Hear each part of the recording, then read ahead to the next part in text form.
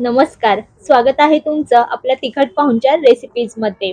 आज आपण गवारची मस्त चमचमीत अशी भाजी करणार आहोत। त्यासाठी गवार स्वच्छ धुवून निवडून घेतली, म्हणजे एका गवारचे मी 2 भाग करून घेतले। तयार होणारी भाजी ही कुकर मध्ये होणार आहे, त्यामुळे फक्त एका शिट्टीतच बनणार आहे। कुठलंही वाटण न करता या ठिकाणी आपण ही भाजी बनवलेली आहे। तर बघा, कुकर मध्ये भाजी करायची म्हणून यामध्ये बघा थोडंसं तेल घातलं। तेल चांगलं गरम झालं की यामध्ये फोडणीसाठी पाव चमचा मोहरी आणि पाव चमचा जिरं घातलं।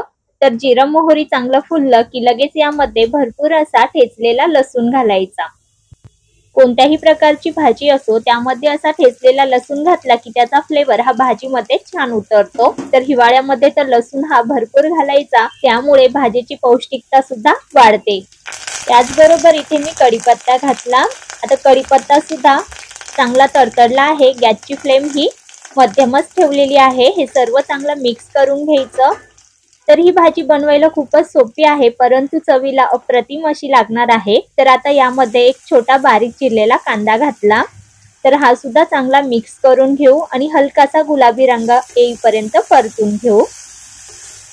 तर कुकरलाच आपण भाजी करणार आहोत, त्यामुळे कांदा हा जास्त लालसर करायची गरज नाही। कांदा चांगला मिक्स झाला की लगेच यामध्ये एक छोटा बारीक चिरलेला टोमॅटो ऍड केला आणि तो सुद्धा चांगला मिक्स करून घेऊ। सकाळच्या घाई गडबडीमध्ये ऑफिसचा डबा असो किंवा मुलांचा टिफिन, त्यामध्ये तुम्ही फक्त 10 मिनिटात ही कुकरला भाजी तयार करून होते। तर नक्की बनवून बघा आणि सोपी आहे। कुठल्याही प्रकारचं वाटण घालायचं नाही, त्यामुळे बनवायला तर खूपच सोपी आहे। तर बघा, कांदा टोमॅटो चांगलं फोडणीमध्ये मिक्स करून घेतलं। आता यामध्ये काही सुके मसाले घालूया। तर पाव चमचा हळद, अर्धा चमचा कांदा लसूण मसाला, 1 चमचा लाल तिखट आणि पाव चमचा गरम मसाला। तर इथे घरात उपलब्ध असणारे तुम्ही कोणतेही मसाले ऍड करा किंवा लाल तिखट आणि हळद पावडर घातली तरी चालेल। तर हे सर्व मसाले चांगले मिक्स करून घेऊ। तर बघा, सर्व मसाले मी चांगले मिक्स करून घेतले। तर आता यामध्ये स्वच्छ धुवून निवडलेली जी गवार आहे ती ऍड करायची आणि वरतून चवीनुसार मीठ घालायचं। पुन्हा हे सर्व चांगलं मिक्स करून घ्यायचं। मिनिटभर हे चांगलं मिक्स करत राहायचं, म्हणजे गवारमध्ये या सर्व मसाल्यांचा फ्लेवर छान उतरतो। तर इथे मी कुकर मध्ये गवार तयार केलेली आहे। तुम्ही जर कढईमध्ये बनवत असाल तर कढईमध्ये थोड्याशा तेलामध्ये गवार ही चांगली भाजून घ्यायची, परतवून घ्यायची आणि नंतर सेम ह्याच प्रोसेसने करायची।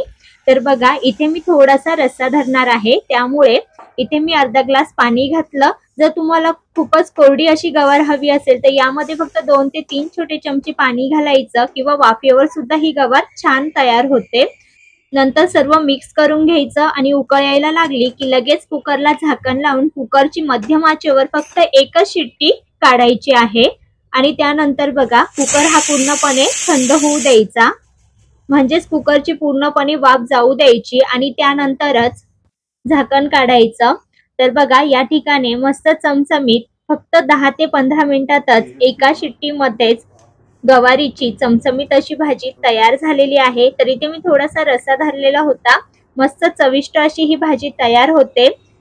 तर गवार सुद्धा व्यवस्थित शिजलेली आहे, जास्तही ओव्हरकुक झालेली नाही। तर यामध्ये तुम्ही भाजलेल्या दाण्याचा कूट सुद्धा घालू शकता, पण मला अशी सिंपलच गवार छान लागते। कांदा टोमॅटोचा मस्त असा फ्लेवर येतो। वरतून आता बारीक चिरलेली कोथिंबीर घालायची, मिक्स करायची। तर इथे तयार आहे गवारीची मस्त चमचमीत अशी रस्सा भाजी।